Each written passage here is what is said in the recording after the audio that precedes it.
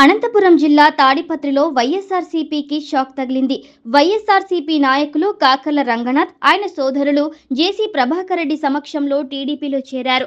తాడిపత్రిలో వైఎస్ఆర్సీపీ అసమ్మతి నాయకుడు కాకర్ల రంగనాథ్ తెలుగుదేశం పార్టీ తీర్థం పుచ్చుకున్నారు. పుట్లూరు రోడ్లోని ఓ ప్రైవేట్ ఫంక్షన్ హాల్లో తన అనుచరులతో సమావేశమై అక్కడి నుంచి సుమారు 8,000 మంది అనుచరగణంతో భారీ ర్యాలీగా బయలుదేరి జేసీ ప్రభాకర్ రెడ్డి నివాసం వద్దకు చేరుకున్నారు. తాడిపత్రి మున్సిపల్ చైర్మన్ జేసీ ప్రభాకర్ రెడ్డి, తెలుగుదేశం పార్టీ నియోజకవర్గ ఇన్ఛార్జ్ జేసీ అస్మిత్ రెడ్డి, కాకర్ల రంగనాథ్కు ఆయన సోదరులు జగన్నాథ్ రంగనాయకులుతో పాటు మరికొంతమందికి టీడీపీ కండువ కప్పి పార్టీలోకి ఆహ్వానించారు.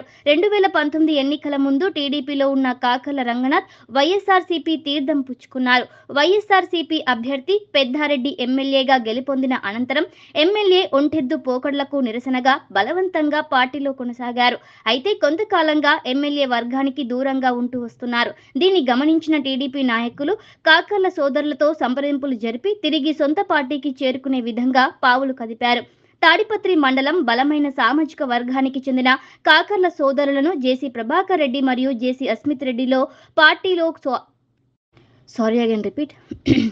తాడిపత్రి మండలం బలమైన సామాజిక వర్గానికి చెందిన కాకర్ల సోదరులను జేసీ ప్రభాకర్ రెడ్డి మరియు జేసీ అస్మిత్ రెడ్డి పార్టీలోకి సాధారణంగా ఆహ్వానించారు. కాకర్ల రంగనాథ్ తిరిగి తమ ఇంటికి చేరటం ఆనందదాయకమని జేసీ ప్రభాకర్ రెడ్డి పేర్కొన్నారు.